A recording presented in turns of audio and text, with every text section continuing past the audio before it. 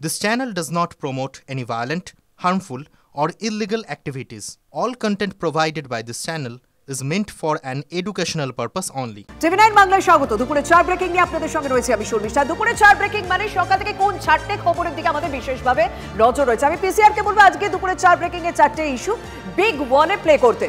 দুপুরে 4 ব্রেকিং এর প্রথম ইস্যু অবশ্যই বাংলাদেশ। ভারতকে শত্রু রাষ্ট্র ঘোষণার ডাক বাংলাদেশে কি স্ট্র্যাটেজি নেওয়া হচ্ছে, তার উত্তরই বা ভারত কিভাবে দেবে জানাবো আপনাদেরকে। দ্বিতীয় বিষয় কি, আজকে দ্বিতীয় বিষয়, দক্ষিণ এশিয়ায় খেলাফত প্রতিষ্ঠায় বাংলাদেশ নেতৃত্ব দেবে, লিফলেট বিলি হচ্ছে, ভাবতে পারেন। আজকে তৃতীয় বিষয় কি, আজকে তৃতীয় বিষয় বাংলা, বিহার, ওড়িশা, শুধু কলকাতা নয়, বাংলা, বিহার, ওড়িশা 3 রাজ্য দখলের ডাকও এবার দেওয়া হচ্ছে বাংলাদেশের দিক থেকে। আর চতুর্থ বিষয় কি, আজকে চতুর্থ বিষয় ঢাকায় ভারতের বিদেশ সচিব বিক্রম মিশ্রি এই গুরুত্বপূর্ণ বৈঠক, সেই বৈঠকের দিকে অনেকেই তাকিয়ে রয়েছে। আন্তর্জাতিক মহলে এই বৈঠকে কিভাবে নেয় এবং এই বৈঠক থেকে কোনো রকম সমাধান বেরিয়ে আসে কিনা সেদিকে অবশ্যই নজর থাকছে। এবং ওই যে প্রথমে বললাম, প্রথমেই আমরা বাংলাদেশের দিকে নজর রাখবো।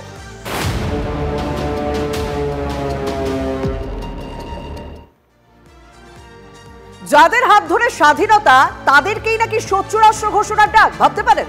ভারতকে শত্রু রাষ্ট্র ঘোষণার ডাক বাংলাদেশের নিষিদ্ধ জঙ্গি সংগঠন হিজবুত তাহরিরের। ঢাকা সহ বাংলাদেশের বিভিন্ন রাস্তায় প্রকাশ্যে লিফলেট বিলি হচ্ছে, আর তাতে ভারতকে শত্রু রাষ্ট্র বলে ঘোষণা করা হচ্ছে। ভারত বিরোধী উস্কানিমূলক বক্তব্য প্রচার। আমার সঙ্গে রয়েছেন আমার সহকর্মী সিজার। সিজার, মানে এই বিষয়গুলো বিভিন্ন জঙ্গি সংগঠনের পক্ষ থেকে করা হচ্ছে। চরম ভারত বিদ্বেষী মনোভাব একটা তৈরি করা, মানসিকতা সমস্ত মানুষের মধ্যে, বাংলাদেশের প্রত্যেকটা মানুষের মধ্যে ছড়িয়ে দেওয়ার চেষ্টা হচ্ছে। কিন্তু কেন, কারণটা কি?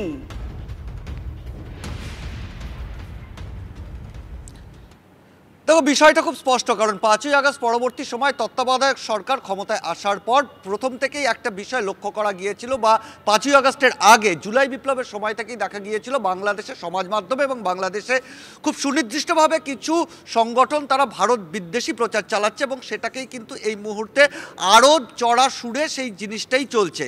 যে 9টি জঙ্গি সংগঠন বাংলাদেশে নিষিদ্ধ, তার মধ্যে একটি হচ্ছে হিজবুত তাহরির, যেটি আইএস পন্থী হিসেবে পরিচিত। 2009 সালে অর্থাৎ 15 বছর আগে তাকে নিষিদ্ধ করা হয়। সেই সংগঠন বর্তমানে দেখা যাচ্ছে, সেই সংগঠন সহ বাকি যে 8টি সংগঠন তারা প্রকাশ্যে কাজ করছে।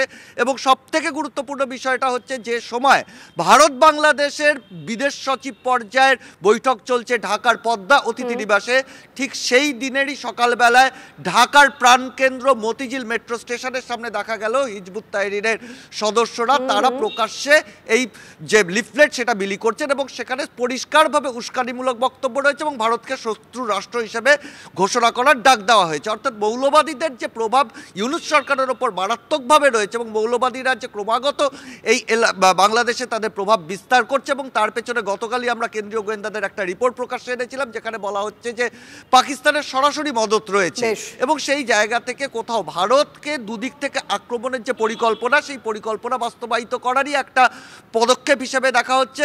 এবং সেই জায়গা থেকেই এই খেলাফত প্রতিষ্ঠার ডাক বা এই ধরনের ইসলামিকীকরণের ডাক দেওয়া হচ্ছে। একদম মুসলিম ঐক্য তৈরি করার কোথাও আহ্বান, দুপাতা লিফলেটে ভারতকে শত্রু হিসেবে বর্ণনা। আর যে ভারতের উপরে বিভিন্ন ক্ষেত্রে বাংলাদেশ নির্ভরশীল, সেই ভারতকেই নাকি শত্রু রাষ্ট্র হিসেবে ব্যাখ্যা করা হচ্ছে। বিভিন্ন জঙ্গি সংগঠন, বারবার বলবো, বিভিন্ন জঙ্গি সংগঠনের পক্ষ থেকে বাংলাদেশের মানুষের মধ্যে এই ধরনের মনোভাব একটা তৈরি প্রবল চেষ্টা চালিয়ে যাওয়া হচ্ছে। রাধারমন, তিনি কি বলছেন একবার শোনা যায়।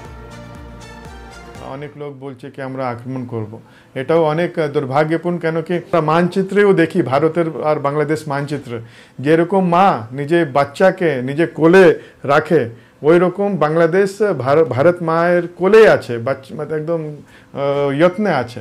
কিন্তু এখন বিদ্রোহ করে, এরকম রিলেশন খারাপ করে, দূর দেশের শত্রুতা করে, আমি জানি না কি এটা ভালো হবে দুই দেশের জন্য কিনা। এটা খুব আনফর্চুনেট হবে। কলকাতা ইসকনের ভাইস প্রেসিডেন্ট রাধা রমন দাসের বক্তব্য শুনলেন এবং তার বক্তব্য স্বাভাবিক যুক্তি রয়েছে, কারণ দু দেশের মধ্যে বন্ধুত্বপূর্ণ সম্পর্ক থাকা উচিত, থাকা ভালো, সেটাই সবাই আশা করে থাকেন। কিন্তু এইভাবে প্ররোচনামূলক বক্তব্য ছড়ানো বাংলাদেশের মানুষের মধ্যে সেটা স্বাভাবিকভাবে সমালোচনা তো চলছে, কিন্তু একটা প্রশ্ন ইতিমধ্যে আসতে শুরু করে দিয়েছে, সীমান্ত পেরিয়ে কি এবার ভারতে বিএনপি ঢুকতে চলেছে? মৌলবাদীদের পথে হেঁটেই ভারত বিরোধিতায় আরো সুর চড়ালো বিএনপি। ঢাকায় ভারতীয় দূতাবাস অভিযানের পর ত্রিপুরার আগরতলা অভিমুখে লং মার্চের ডাক বিএনপির। বুধবার ঢাকা থেকে আখাউড়া সীমান্ত পর্যন্ত লং মার্চের ডাক দেওয়া হয়েছে বিএনপির পক্ষ থেকে। এই 3 অঙ্গ সংগঠনের ভারতীয় মিথ্যা তথ্য সন্ত্রাসের প্রতিবাদ, ভারতীয় আগ্রাসনের বিরুদ্ধে আমরা জনগণকে ঐক্যবদ্ধ করে আগামী 11ই ডিসেম্বর আমরা ঢাকা থেকে আগরতলার অভিমুখে আখাউড়া পর্যন্ত আমরা লং মার্চের ঘোষণা দিচ্ছি। তবে বাংলাদেশে যে শুধুমাত্র সংখ্যালঘু হিন্দুদের উপর হামলা চলছে সেই খবর আপনাদের দেখিয়েছি তা তো নয়, কারণ আওয়ামী লীগের নেতাদের বাড়িতেও কিন্তু আগুন লাগানো হচ্ছে, যেটা আমরা লন্ডনে ভার্চুয়াল যে সভা হয়েছে শেখ হাসিনাকেও বলতে শোনা গিয়েছে। আওয়ামী লীগের নেতা কর্মীদের বাড়িতে হামলা চলছে, আগুন লাগানো হচ্ছে, পুড়ে মৃত্যু হলো নেতার মা ও কাকিমার। বাংলাদেশের মৌলভীবাজার সদর উপজেলার 11 নম্বর মোস্তফাপুর ইউনিয়ন পরিষদের প্রাক্তন চেয়ারম্যান তথা জেলা যুবলীগের সহসভাপতি শেখ রুমেল আহমদ ও জেলা ছাত্রলীগ নেতা হেলালের বাড়িতে আগুন ধরিয়ে দেয় কট্টরপন্থীরা।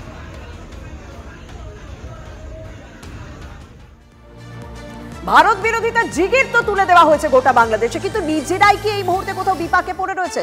হামলার হাত থেকে রেহাই পাচ্ছে না বৈষম্য বিরোধী ছাত্র আন্দোলনের নেতারাও, এমনটাই অভিযোগ উঠছে।